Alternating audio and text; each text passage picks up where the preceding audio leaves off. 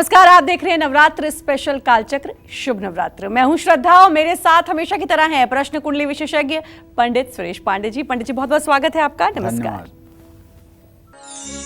नवमी पर हवन नहीं किया, नवमी पर दान नहीं दिया, नवमी पर जाप नहीं किया तो अधूरी रह जाएगी नवरात्र पूजा। देखिए नवरात्र स्पेशल कालचक्र। आज महानवमी है। आज अगर आपको नवरात्र की 9 दिनों की पूजा का फल पाना है, अपने कष्टों से मुक्ति पानी है, किस्मत के सितारों को बुलंद करना है, तो महानवमी के कौन से महा उपाय, महादान, महाअभिषेक, महाजाप आपको जरूर जानने चाहिए। यही आज कालचक्र में आपको बताएंगे पंडित सुरेश पांडे जी, क्योंकि कल्याण तभी करेंगी देवी दुर्गा जब आप कर्म करेंगे। अपनी चर्चा को शुरू करें, लेकिन उससे पहले जानते हैं आज का शुभ मुहूर्त। बताइए पंडित जी। 4 अक्टूबर 2022 दिन मंगलवार।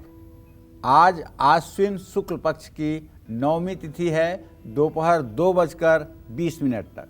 इसके बाद 10वीं तिथि शुरू हो जाएगी। उत्तराषाढ़ नक्षत्र रहेगा रात 10:51 तक। इसके बाद श्रवण नक्षत्र शुरू होगा। अतिगंड योग है सुबह 11:23 तक। इसके बाद सुकर्मा योग शुरू होगा। आज 9वां नवरात्र है, महानवमी है, माँ सिद्धिदात्री का दिन है भैया। नवमी के हवन का मुहूर्त दोपहर 2:20 तक है। आज आयुध पूजा का भी विधान है। आयुध पूजा का मुहूर्त दोपहर 2:08 से 2:55 तक है। और आप ये भी जान लीजिए कि आज के कुछ अशुभ मुहूर्त भी हैं, जैसे दोपहर 3 बजे से शाम 4:30 बजे तक राहु काल है, और यमगंड काल सुबह 9:13 से 10:41 तक है। गुलिक काल 12:10 से 1:38 तक है। इन अशुभ समयों में भी यात्रा के लिए प्रस्थान बिल्कुल मत करिएगा। जय मां विंध्यवासिनी। तो आज नवमी है, आज महानवमी है, और आज के लिए ही पूरे 9 दिन नवरात्र के व्रत रखते हैं, भक्त माँ की पूजा उपासना करते हैं, और फिर अष्टमी नवमी को कन्या पूजन करते हैं। संतान सुख, निरोगी काया, धन संपत्ति, यश, कीर्ति, पापों से मुक्ति चाहने वालों को आज महानवमी पर माँ दुर्गा का किन चीज़ों से महाअभिषेक करना चाहिए, आइए जानते हैं पंडित जी से। बताइए पंडित जी। देखिए, नवमी पर माँ दुर्गा को गाय के दूध से अभिषेक करने से संतान की प्राप्ति होती है। यदि बंध्या दोष है, आपको संतान नहीं हो रही है, गर्भ अपूर्ण होकर के नष्ट हो रहा है, तो मेरा कहना मानो ना, 9 दिन का नवरात्र व्रत कर लो, और एक दक्षिणावर्ती शंख अपने घर में ले आओ, और एक स्फटिक का श्रीयंत्र अपने घर में रख लो, और स्फटिक के श्रीयंत्र पर दक्षिणावर्ती शंख में गाय का दूध भरकर ओम हिरण्यवर्णाम हरिणीम सुवर्ण रजतस्रजाम चंद्राम हिरण्मयीं लक्ष्मीं जात वेदो मयावह ओम तामहयावह जात वेदो लक्ष्मीं अनवगामिनीं यस्या हिरण्यं बिन्देयं गामश्व पुरुषाणहम् अश्वपूर्वाम रथमध्याम हस्तिनाद प्रमोदिनीं श्रियं देवीं उपहवय श्रीरमां देवी जुसताम। इस तरह से 16 मंत्रों को बोलते हुए श्रीयंत्र का गाय के दूध से अभिषेक करना शुरू कर दो। 5 नवरात्र कर दो। मुझसे गारंटी लिखवा लो ताम्रपत्र पर कि तुम्हारे पास भी सूरज चांद जैसा बेटा होगा। इसमें कोई दो राय नहीं है। केवल श्रद्धा के साथ भगवती की आराधना कर लीजिए, कुछ भी असंभव नहीं है। इसी क्रम में अगर आप चर्म रोगों से पीड़ित हैं, आपके शरीर से चर्म रोग इस तरह से हो गया है कि चारों तरफ मवाद ही मवाद निकल रही है, पूरा शरीर आपका ऐसा हो गया है कि जीवन जीने की अब इच्छा नहीं है, तो निराश होने से कुछ नहीं होगा। दवाइयाँ आप कर रहे होंगे, मैं उसे मना नहीं करूँगा, लेकिन एक छोटा सा उपाय, एक सुंदर सा अच्छा सा स्फटिक का श्रीयंत्र अपने घर ले आइए इसी नवरात्र में, और दक्षिणावर्ती शंख में गाय के दही भर करके और श्री सूक्तम के मंत्रों को बोलते हुए उसका अभिषेक करिए।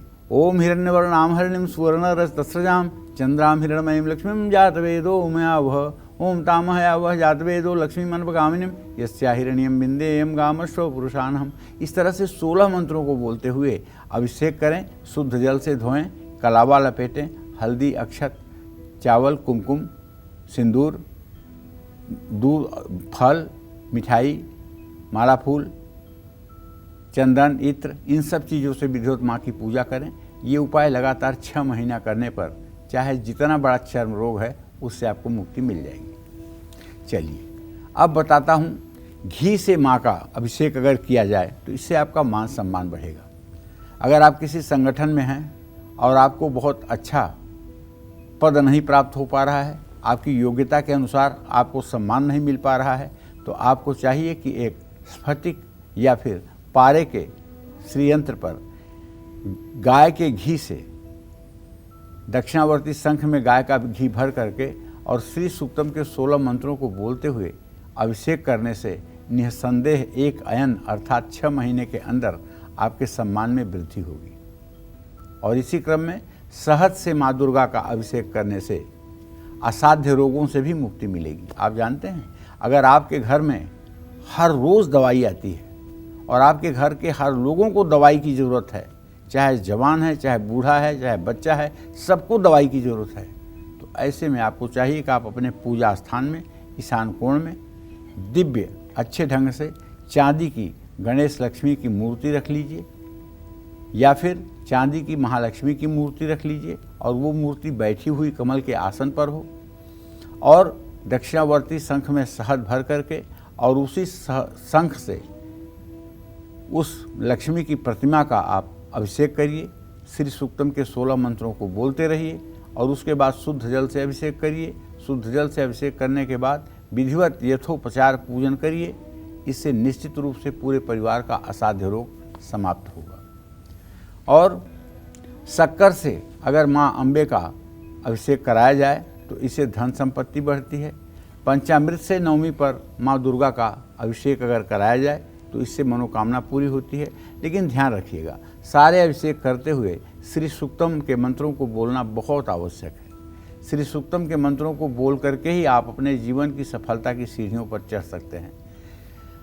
सफ़ेद चंदन का लेप करने से, दुर्गा जी को सफ़ेद चंदन लगाकर गंगा जल से अभिषेक करने से यश कीर्ति बढ़ती है और तनाव दूर होता है। माँ दुर्गा नवमी पर आम के रस या गन्ने के रस से अभिषेक करने से ढेर सारे धन की प्राप्ति होती है। मनुष्य कुबेर के समान धनवान होता है और बुद्धि का विकास होता है। कपूर, अगरू, केसर, कस्तूरी और कमल को जल में मिलाकर इसी देवी दुर्गा को स्नान कराने से पाप ताप का नाश होता है और हर काम में सफलता मिलती है। नवमी पर माँ का शुद्ध जल से अभिषेक करने से और उसके बाद उनका श्रृंगार करने से मनोवांछित कामना पूरी होती है। जय माँ विंध्यवासिनी। इस तरीके से करें आप माँ दुर्गा का महाअभिषेक। आपके जीवन में दरिद्रता का वास है, आपके पास धन का अभाव है, तो आज महानवमी पर आपको कौन सा महा उपाय करना चाहिए, आइए जानते हैं पंडित जी से। बताइए पंडित जी। देखिए, दरिद्रता दूर करने के लिए माँ दुर्गा के मंदिर में एक लोटे पर कलावा बांधकर उसमें शहद भरकर माँ दुर्गा के चरणों में रखें। लाल कपड़े में नारियल लपेटकर माँ दुर्गा को अर्पित करें। दुर्गा मंदिर में बैठकर दुर्गा सप्तशती के दूसरे, तीसरे और चौथे अध्याय अर्थात मध्यम चरित्र का पाठ करें। काम में आ रही रुकावट इससे दूर होगी, आर्थिक स्थिति मजबूत होगी। और इन सब से ऊपर, इन सब को करने के बावजूद पूरे नवरात्र में ऋण मोचन मंगल स्तोत्र का 108 बार रोज मंत्र जप करें। ओम मंगलो भूमिपुत्रश्च ऋणहर्ता धनप्रद स्थिरासनो महाकाय सर्वकर्म विरोधक लोहितो लोहिताश्चैव सामगानां कृपाकर एतानि कुजनामानि नित्यं यः श्रद्धया पठेत् ऋणं न जायते धनं शीघ्रम् आप्नुयात् धरणीगर्भ संभूतं विद्युत्कांत समप्रभम कुमारम शक्तिहस्तं च मंगलम प्रणमाम्यहम्। एक माला अर्थात 108 बार इस मंत्र का अगर नवरात्र में जप किया जाएगा तो बहुत जल्दी कर्ज उतर जाएगा। कर्ज 2 प्रकार का होता है। एक कर्ज तो वो होता है कि आपके ग्रह गोचर ठीक नहीं है, घर में कोई ऐसा बीमार हो गया कि आय स्रोत समाप्त हो गई और अब कर्ज लेना मजबूरी है, या कुछ ऐसी आपदा विपदा आ गई जिसके कारण गरीबी मजबूरी आपको झेलनी पड़ रही है। लेकिन एक ऐसा भी है कि आपकी गलतियों से आप कर्ज में फंस गए हैं। आपने किसी का ज़रूरत से ज़्यादा विश्वास करके अपनी पूरी जीवन की जमा पूंजी दे दी और अब वो आदमी बेईमान हो गया, जिसके कारण अब आप आर्थिक तनाव के बीच में झूल रहे हैं। पूजा पाठ अपनी जगह पर है, लेकिन जीवन जीना भी एक कला है। कहाँ कितना किसका कहाँ विश्वास करना चाहिए, कहाँ नहीं करना चाहिए, इन सब चीज़ों को भी जीवन में ध्यान में रखना चाहिए। और ये सब विवेक देती हैं माँ दुर्गा, ये सब विवेक देती हैं माँ विंध्यवासिनी। इसीलिए माँ विंध्यवासिनी की पूजा उपासना के लिए कहता हूँ कि जब माँ विंध्यवासिनी की पूजा उपासना करोगे, उनके साथ अपने संबंध आप जोड़ोगे, तो आप जो भी निर्णय लोगे माँ उसमें अपना प्रकाश डालेगी, आपको गलत कार्यों को करने से रोकेगी, अच्छे कार्यों की तरफ आपको अग्रसर करेगी और आप जीवन में गलत निर्णय नहीं कर पाएंगे। इसीलिए मैं बताना चाहता हूँ, ये नवरात्र ही नहीं 365 दिन माँ के साथ अपना जुड़ाव रखिए, माँ के साथ अपनापन का भाव रखो। माँ को देवी और अपने को एक साधारण मनुष्य मत समझो, बल्कि माँ को माँ समझो और अपने को उनका बेटा समझो और अपना रिलेशन उनसे बहुत नज़दीक का समझो। और ये समझो कि हर समय वो तुम्हें देख रही होती है, इसलिए तुम्हें कोई ऐसा काम नहीं करना है कि उसके देखने में शर्म आए। तो इसलिए मैं सभी दर्शकों से अपने कहना चाहता हूँ कि धर्मो रक्षते रक्षितः। यदि आप धर्म की रक्षा करेंगे तो धर्म आपकी रक्षा करेगा। जय माँ विंध्यवासिनी। अगर आप विद्यार्थी हैं, सफलता मिले ये चाहते हैं, नौकरी पेशा हैं, तरक्की मिले, कारोबारी हैं, मुनाफा बढ़े, इसके लिए आज महानवमी पर आपको माँ दुर्गा का कौन सा उनको फूल अर्पित करना चाहिए और कैसे अर्पित करना चाहिए, आइए जानते हैं। बताइए पंडित जी। गुड़हल के फूल को देवी फूल कहते हैं। हमारे यहाँ विंध्याचल में गुड़हल के फूल को देवी फूल कहते हैं और यहाँ पे अड़हुल भी कहते हैं। माँ दुर्गा को, और अड़हुल एक ऐसा फूल है, इसकी कलियों को चुभो करके अगर एक माला बना दी जाए तो देखने में माला नहीं लगेगा, लेकिन यदि उसे देवी के गले में डाल दिया जाए और 1 घंटा के बाद देखा जाए तो आपको इतना खिला हुआ पूरा माला बन जाएगा कि आप आश्चर्यचकित हो जाएंगे। तो गुड़हल के फूल चढ़ाने से हर मनोकामना पूरी होती है, जबकि ये बहुत साधारण सा फूल है और बहुत आसानी से प्राप्त होने वाला है। कोई इसकी कीमत भी ज़्यादा नहीं है, लेकिन मैं विश्वास के साथ कह सकता हूँ कि कमल के फूल को टक्कर देता है। माँ इतना इस फूल को पसंद करती है। जो लोग नित्य गुड़हल के फूल से भगवती की आराधना करते हैं, माँ उनकी समस्त मनोकामना पूरी करती है। और अगर गुड़हल के फूल की कलियों की माला बना करके और माता के गले में डाली जाए और बाद में वो फूल का आकार लेकर के माला बने, तब तो आप समझ लीजिए कि ये सोने पर सुहागा का काम करेगा। सफ़ेद गुलाब, सफ़ेद कनेर, चंपा या गेंदे का फूल चढ़ाने से परीक्षा में सफलता मिलती है। जो विद्यार्थी हैं उन्हें सफ़ेद पुष्प भगवती को अर्पित करना चाहिए। इससे माँ सरस्वती की भी कृपा मिलती है और बौद्धिक विकास भी होता है, बौद्धिक क्षमता भी बढ़ती है। माँ दुर्गा को कमल का फूल चढ़ाने से धन संपत्ति बढ़ती है। कमल का फूल एक ही हो, आंख बंद करके कमल के फूल का ध्यान करते हुए, भगवती के श्री चरणों का ध्यान करते हुए, वो अगर आप भगवती के चरण में कमल का फूल अर्पित करते हैं तो निसंदेह आपका सौभाग्य और आपका आर्थिक दोनों पहलू मजबूत होगा। कुंवारी कन्याओं को जल्दी शादी होती है। एक पान के पत्ते पर 7 गुलाब की पंखुड़ियाँ रखकर देवी को अर्पित करने से आर्थिक स्थिति मजबूत होती है।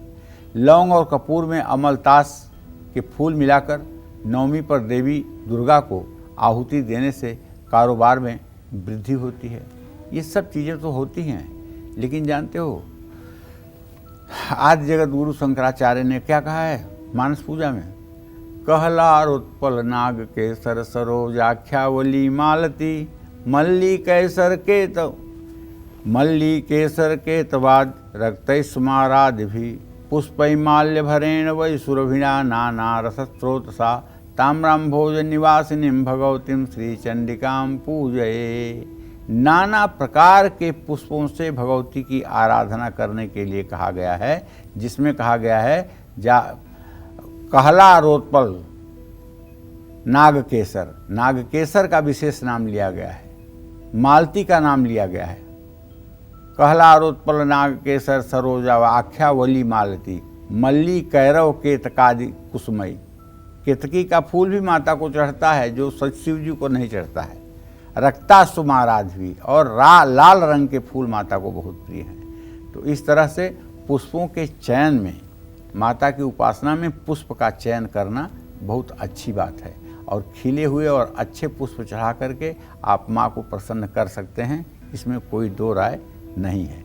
जो लोग गुड़हल के 108 कलियों का माला बना करके किसी सिद्धपीठ में किसी देवी के गले में नवरात्र में धारण करवाते हैं, वो लोग निश्चित रूप से इस जन्म में अच्छा जीवन जी करके अंत में मोक्ष को प्राप्त होते हैं। करके देखिएगा, छोटा सा उपाय है और 100 रुपये से ऊपर का उपाय नहीं, लेकिन 108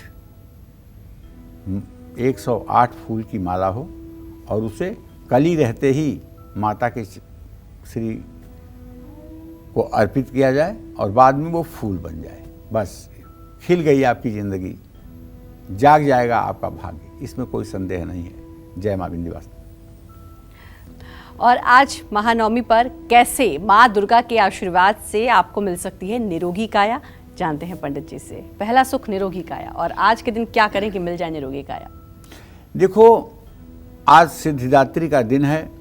प्रथमम शैलपुत्री च, द्वितीयम ब्रह्मचारिणी, तृतीयम चंद्रघंटेति, कुसुमांडे चतुर्थकम, पंचमम स्कंद मातेति, षष्ठम कात्यायनी च, सप्तमम कालरात्रि तु महागौरी चाष्टमम, नवमम सिद्धिदात्री च, नवदुर्गा प्रकीर्तिता।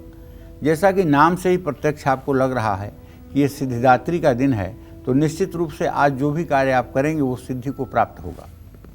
अगर आप बीमार रहते हैं, बीमारी से आपको मुक्ति पाए चाहिए, तो दुर्गा मंदिर में 8 भुजाओं वाली छोटी सी दुर्गा की प्रतिमा स्थापित करिए। भगवान गणेश के साथ माँ दुर्गा का राजोपचार पूजन करिए। ये राजोपचार क्या है? 64 प्रकार के उपचारों से जब पूजा की जाती है तो उसको कहते हैं राजोपचार। पूजा 3 प्रकार से होती है, पंचोपचार, षोडशोपचार, राजोपचार। 5 उपचार से गंधाक्षत पुष्प धूप दीप नैवेद्य से पूजन को पंचोपचार कहते हैं। ध्यान, आवाहन, आसन, पाद्य, अर्घ, आचमनी, स्नान, वस्त्र, उपवस्त्र, गंधाक्षत पुष्प धूप दीप नैवेद्य, तांबूल, पुंगी फल, दक्षिणा, इसको कहते हैं षोडशोपचार। और राजोपचार 64 प्रकार के उपचार से जब पूजा की जाती है, इसको कहते हैं राजोपचार। लाल रंग का झंडा माँ दुर्गा के मंदिर में लगाएं। माँ दुर्गा को मेवे का भोग लगाएं। लाल चंदन की लकड़ी लाल कपड़े में लपेटकर देवी दुर्गा को अर्पित करें। रोग से मुक्ति के लिए दुर्गा सप्तशती के 12वें अध्याय का पाठ करें। और रोग से मुक्ति के लिए मैं चाहूँगा, रोगान शेषा न पहंसि तुष्टा रुष्टा तु कामान सकलान अभीष्टान त्वामाश्रितानां न विपन्नराणां त्वामाश्रितायाश्रयतां प्रयान्ति। इस मंत्र से काला तिल, घी, चीनी, शहद लेकर के 108 आहुति रोज सुबह शाम हवन करें। पूरे नवरात्र में इस मंत्र से हवन करने पर चाहे जितना बड़ा रोग होगा वो समाप्त हो जाएगा और परिवार में राहत मिलेगी। जय मां विंध्यवासिनी।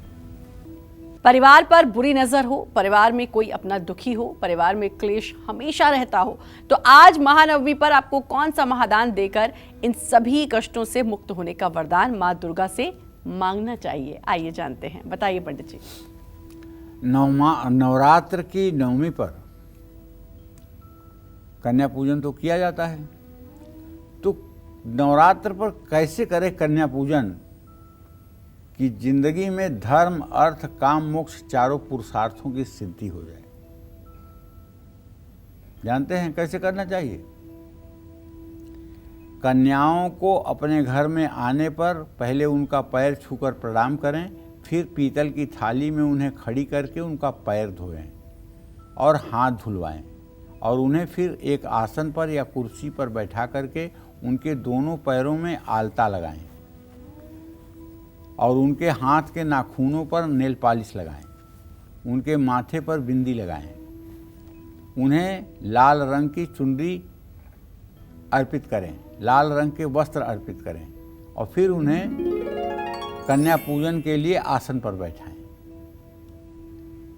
और जब 9 कन्या और 1 बालक बटू ये सारे लोग बैठ जाएं तो आपके पास जो भी दही, जलेबी, हलवा, पूड़ी, फल है वो सब उनको हाथ जोड़ करके ग्रहण करने के लिए आप उनसे प्रार्थना करें। और उसके बाद में जब वो ग्रहण कर लें तो उन्हें फिर हाथ धुलवाएं, उन्हें यथाशक्ति दक्षिणा दें, उनके हाथ में 1 फल दें और आशीर्वाद लें। निश्चित रूप से जिन परिवारों में ये ऐसा कार्यक्रम होता है उन परिवारों में महालक्ष्मी साक्षात रूप से आकर के स्वयं विराजमान हो जाती हैं। मैं तो देखता हूँ कभी कभी किसी को इतनी भाव विभोर होकर के लोग कन्या पूजन करते हैं कि लड़कियों को चांदी की पायल देते हैं, सोने की नथिया देते हैं, पूरे कपड़े देते हैं। ठीक है, अगर आपके पास सामर्थ्य है और आपके पास दिल नहीं है तो आपका तो जीवन ही बेकार है। अगर आपके पास सामर्थ्य है और कन्याओं को आप बढ़ चढ़ करके दे रहे हैं तो कभी आप इससे गरीब नहीं हो सकते हैं। 1 देंगे 1 लाख पाएंगे।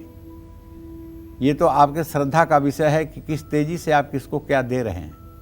कन्याओं के पूजन में जो अपने शक्ति और सामर्थ्य के अनुसार पुरुषार्थ का प्रदर्शन करता है उसी का जीवन धन्य है। नवमी के दिन सुहागन स्त्रियों को सिंदूर देने से या दुर्गा मंदिर में सिंदूर चढ़ाने से पति की आयु बढ़ती है, वैवाहिक जीवन सुखी रहता है। नवरात्र की नवमी पर मेहंदी कन्याओं को देने से या कन्याओं के हाथ में मेहंदी लगवाने से शादी में आ रही रुकावट दूर होती है, पति पत्नी के बीच रिश्ते मजबूत होते हैं। नवमी के दिन कन्या पूजन में कन्याओं को कांच की लाल चूड़ियाँ देने से स्त्रियों का सौभाग्य बढ़ता है। नवमी पर काजल कन्याओं को देने से परिवार हमेशा बुरी नज़र से बचता है। जो 9 कन्याएं आपके यहाँ आएंगी कुमारी पूजन में, अगर उन सभी 9 कन्याओं को आप काजल लगवा दें, मैं गारंटी के साथ कह सकता हूँ आपकी कभी जीवन में बदनामी नहीं हो सकती है, कभी आपके खिलाफ किसी प्रकार का कोई षड्यंत्र लागू नहीं हो सकता है। और काजल लगाने के बाद एक अच्छे से आईने में सभी कन्याओं को अपना मुखमंडल देखने के लिए भी कहें। नवरात्र में कन्याओं को इत्र देने से माँ लक्ष्मी की कृपा प्राप्त होती है, इसमें कोई संदेह नहीं है। विद्या समस्ता स्तव देवी भेदा स्त्रियां समस्ता सकला जगत्सु। अरे इन जिन्हें तुम कन्या समझ रहे हो ना, ये कन्या नहीं है, ये साक्षात जगत जननी जगदम्बा हैं।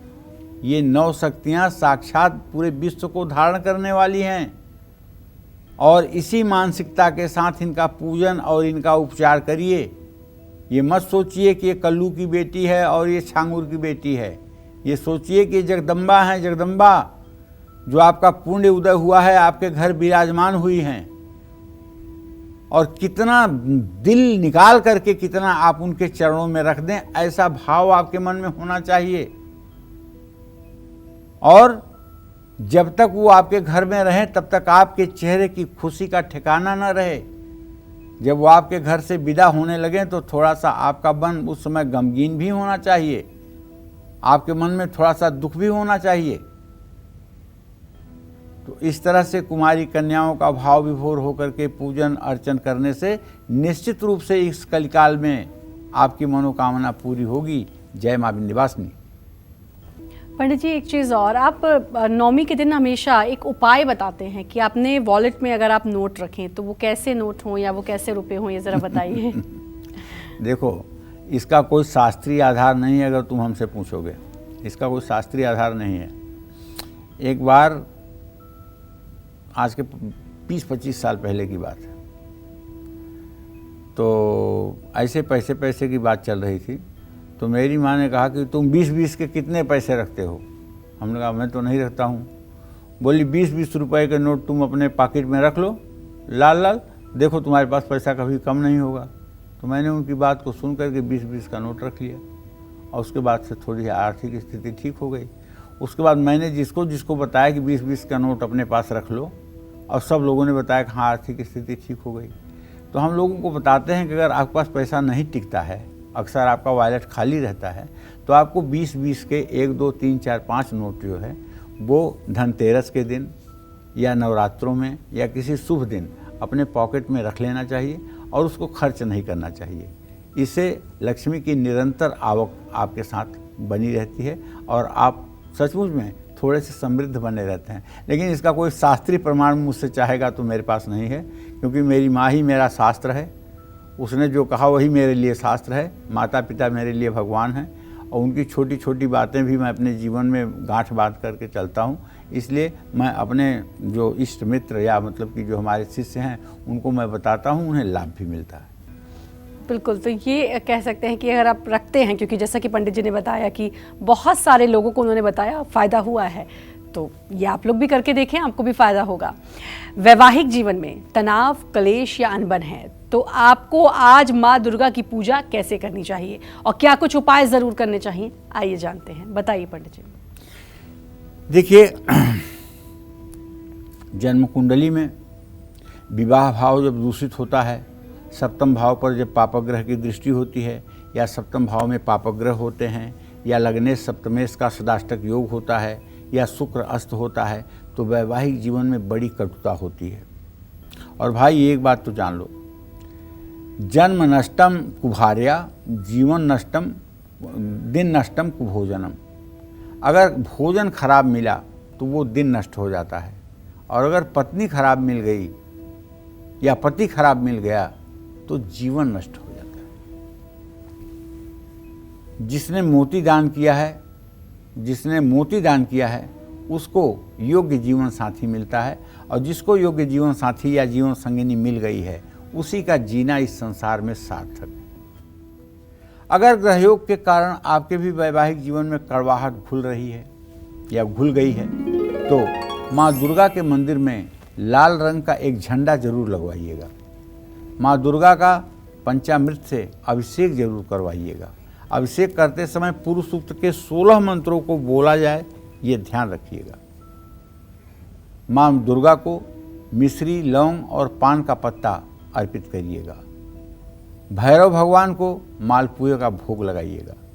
दुर्गा सप्तशती की धार्मिक किताबें, शंख और घंटी का दान किसी दुर्गा मंदिर में जरूर करिएगा। ये सब ऐसे उपाय हैं जो निसंदेह आपकी मनोकामना पूरी करेंगे। जय मां विंध्यवासिनी। पैसों का संकट है, आमदनी से ज्यादा खर्च है, बचत बिल्कुल शून्य है, तो आज आपको नवमी पर किन चीजों का दान जरूर करना चाहिए, आइए जानते हैं। बताइए पंडित जी। श्रद्धा, कलयुग में पैसा बहुत बड़ी चीज़ है। मैं इसलिए कह रहा हूँ ना कि किसी को बता दो कि आपको पैसा मिलेगा तो वो उपाय तुरंत हो जाएगा, और किसी को बता दो कि आपको मोक्ष मिलेगा तो उपाय नहीं होगा। एक प्रकरण, आज नवमी है इसलिए बता रहा हूँ, सिद्धिदात्री का दिन है। इस धराधाम पर महाराष्ट्र में कोल्हापुर एक स्थान है, वहाँ महालक्ष्मी का एक दिव्य भव्य मंदिर है। मैं जितना ज्ञान रखता हूँ उसके आधार पर यह कह सकता हूँ, महालक्ष्मी का उससे बड़ा सिद्धपीठ इस धराधाम पर कहीं नहीं है। और वहाँ साक्षात महालक्ष्मी रहती हैं, और एक बार दर्शन कर लेने पर 7 जन्मों की दरिद्रता दूर हो जाती है, ऐसा हमारे शास्त्रों की मान्यता है। तिरुपति बालाजी महाराज, उनके श्रृंगार और उनके पूजन की सारी सामग्री भिजवाते हैं। तिरुपति बालाजी के यहाँ से सारी सामग्री आती है। मंदिर 500 वर्ष पुराना है, लेकिन वहाँ की छवि देख करके जीवन धन्य धन्य हो जाता है। तो कहने का मतलब, वहीं महालक्ष्मी का जहाँ मूर्ति है, ये बताने का मकसद ये है, महालक्ष्मी की मूर्ति के सामने हजारों लोग खड़े होकर के हाथ में नारियल फूल लेकर के और मंत्र बोल रहे होते हैं, माता से प्रार्थना कर रहे होते हैं। वहीं से मात्र गिन करके 15 फीट की दूरी पर पश्चिम तरफ एक और छोटा सा मंदिर है, जिसमें भव्य मानव के आकृति की एक सरस्वती की प्रतिमा लगी हुई है, और सरस्वती प्रतिमा के सामने एक पुरुष या महिला बैठा रहता है, पुजारी।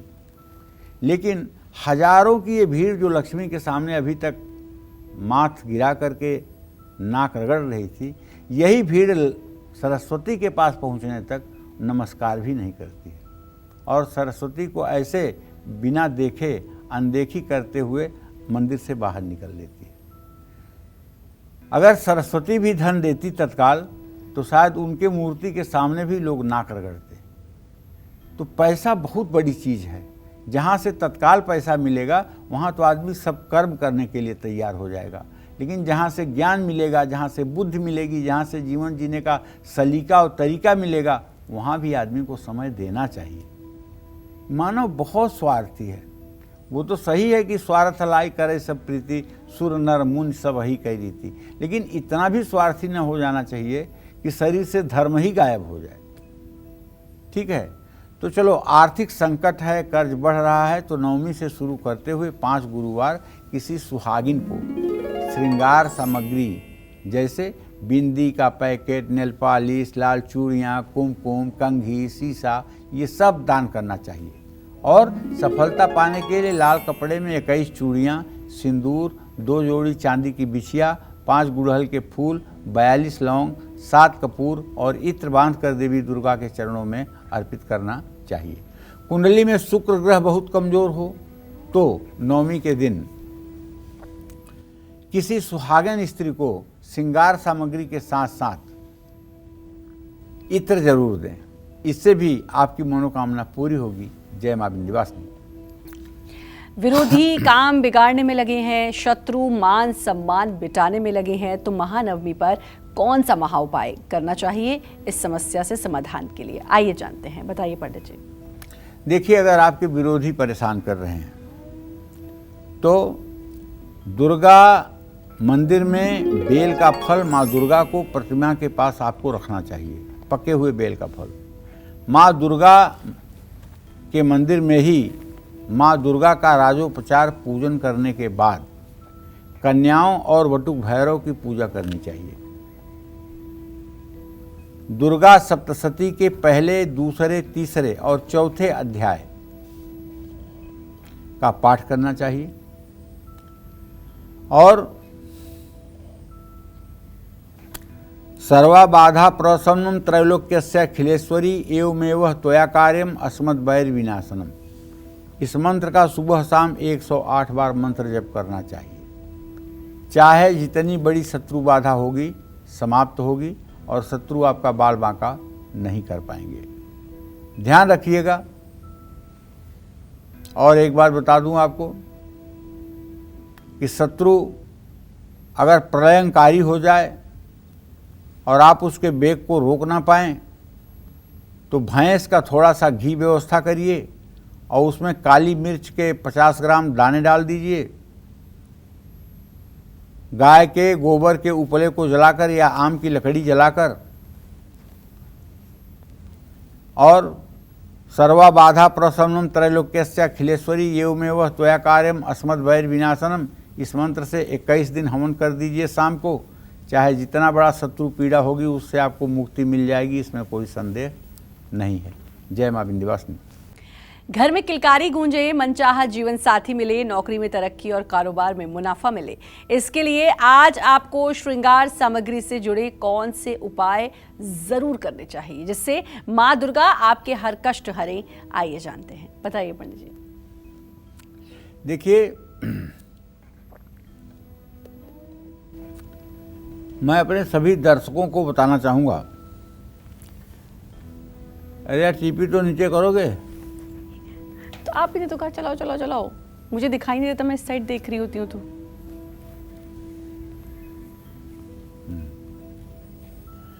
क्यों करो?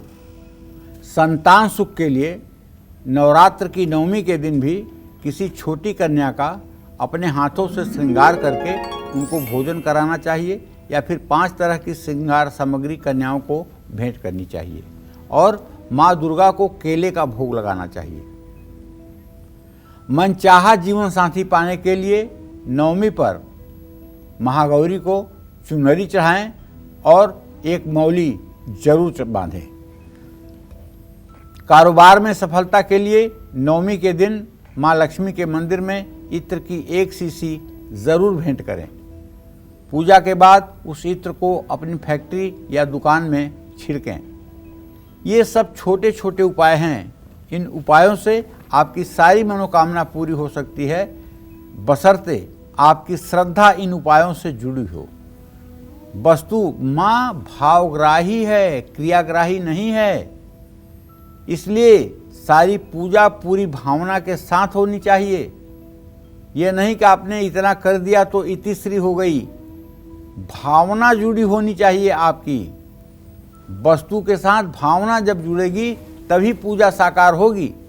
और पूजा के अंत में सुबह शाम आपको कनकधारा स्तोत्र का पाठ भी करना चाहिए। कहते हैं जिस घर में कनकधारा स्तोत्र का पाठ होता है उस घर में सदैव लक्ष्मी निवास करती हैं। और कनकधारा स्तोत्र का पाठ करते समय जल्दबाजी में या बहुत तेजी से पाठ नहीं करना चाहिए। धीरे से धीरे पाठ करना चाहिए और लक्ष्मी का मनन चिंतन करना चाहिए। कैसे करना चाहिए? उदाहरण के लिए मैं 1-2 मंत्र आपको बताता हूँ।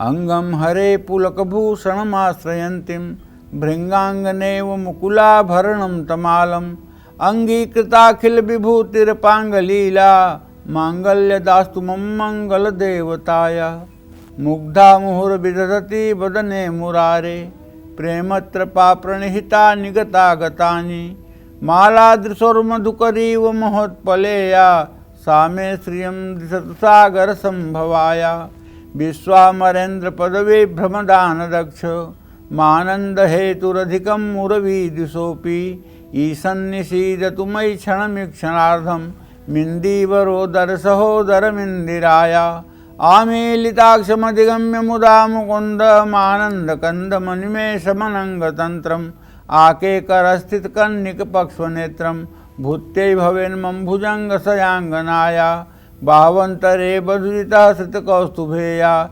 हारावली हरिनीलमयी विभाति कामप्रदा भगवतोऽपि कटाक्षमाला कल्याणमावह तुम्हें कमलालयाया। इस तरह से 18 मंत्र जो कनकधारा स्तोत्र के हैं, इनको भाव विभोर होकर के जिन घरों में सुबह शाम किया जाता है उन घरों में कभी धन दौलत की कमी नहीं होती है। और उन घरों में पैदा होने वाले बच्चे इतने बुद्धिमान और इतने आस्तिक होते हैं कि वो कुल की मर्यादा को हर समय सुरक्षित रखते हैं। ऐसे घरों में, जिस घर में कनकधारा स्तोत्र श्री सूक्त का पाठ होता है, कभी नालायक बच्चे नहीं पैदा होते हैं और कभी कुमार्ग पर ऐसे घर के पुरुष नहीं जाते हैं। इसलिए घर में किसी न किसी एक सदस्य को नित्य श्री सूक्त और कनकधारा स्तोत्र का पाठ अपने घर में बोल बोल करके करना चाहिए। और कपूर से सुबह शाम देवियों की आरती करनी चाहिए, घंटी बजानी चाहिए और सारे घर में कपूर की आरती घुमाना चाहिए ताकि वास्तु दोष न हो। और एक बात ध्यान रखा जाए, इस बात को जरूर ध्यान रखा जाए, जहाँ भी आप पूजा का स्थान रखें वहाँ गृहस्थ कर्म करने वाले ज़्यादा सामानों को न रखें। पूजा स्थान ज़्यादा से ज़्यादा हल्का हो और ईशान कोण में हो, इसका ध्यान जरूर हो। जय मां विंध्यवासिनी। घर में वास्तु दोष है तो समझ लीजिए कि जीवन के हर क्षेत्र में मामूली या गंभीर दोष आ ही जाएगा। ऐसे में वास्तु दोष को मिटाने के लिए, किस्मत का साथ पाने के लिए आज आपको दुर्गा मंदिर में क्या कुछ खास करना चाहिए, ये भी जानते हैं। बताइए पंडित जी।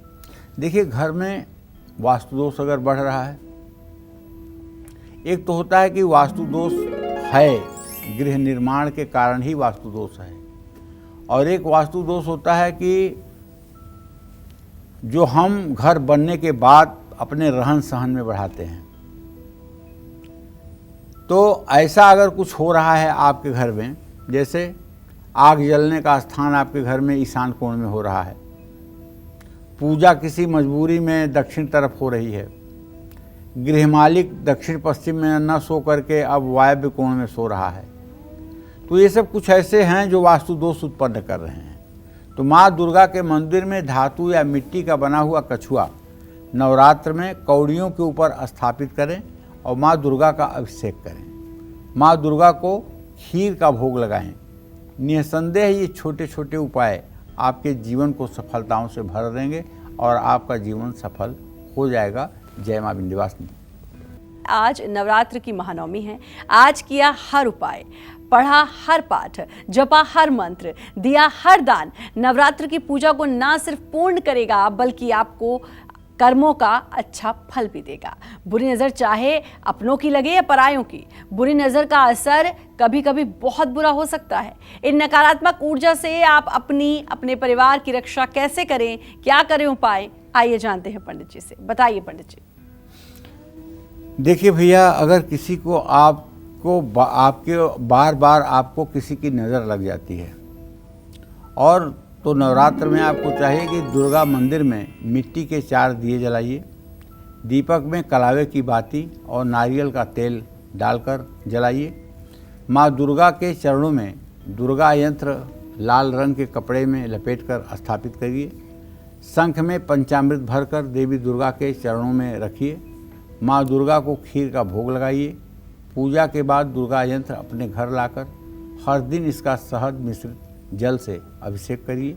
ये सारे उपाय आपको भगवती दुर्गा के कृपा के अधिकारी बनाएंगे और आपकी मनोकामना पूरी होगी। और हाँ, एक मंत्र है, दुर्गे स्मृता हर्ष भीत मशेष जंतौ स्वस्थ स्मृता मतिमति वसुभान ददासी दारिद्र दुख भय हारणिका तुदन्या सर्वोपकार करणाय सदार्थ चित्ता। जिस घर का मालिक या जिस घर की मालकिन इस मंत्र का 108 बार सुबह शाम मंत्र जब दुर्गा जी के प्रतिमा के सामने करेगा, उस घर में ऋण रोग दरिद्रता का कभी वास नहीं होगा। ये बात बिल्कुल पक्की है। ये एक ऐसा मंत्र है जिसके पढ़ने से दरिद्र जल करके राख हो जाता है और व्यक्ति का सौभाग्य उदय हो जाता है। जय मां विंध्यवासिनी। किस्मत के साथ साथ कुंडली के ग्रह भी साथ छोड़ दे, भाग्य और आयु को हानि पहुंचने लगे, तो आज के दिन क्या उपाय करना है, पंडित जी से जानते हैं। बताइए पंडित जी। देखो, ऐसा है कि बिहंस कहें रघुवंश कुमार विधि के अंक को मेहटनहार। आपकी कुंडली में किसी ग्रह की मार्केश की दशा चल रही है तो दुर्गा मंदिर में माँ की मूर्ति के सामने एक चौमुखा दीपक जलाना चाहिए। माँ दुर्गा को श्रृंगार सामग्री अर्पित करनी चाहिए। माँ दुर्गा को नारियल का भोग लगाना चाहिए। माँ दुर्गा को मेहंदी के साथ सुपारी अर्पित करना चाहिए। आप सोच रहे होंगे, वाह पंडित जी, अभी तक तो आप शंकर जी के बारे में कहते थे कि शंकर जी आयुष्य देते हैं, शंकर जी दुख दूर करते हैं, शंकर जी का महामृत्युंजय करने से ये होता है वो होता है। आज दुर्गा जी की बात हो रही है। तो भाई जान लीजिए, दुर्गा जी की आराधना में साफ साफ लिखा हुआ है, जीवेत वर्ष शतम सांग्रप मृत्यु विवर्जिता। दुर्गा का साधक 100 वर्ष तक जीना चाहिए। जो दुर्गा का साधक है उसे पूरे 100 साल तक जीना है।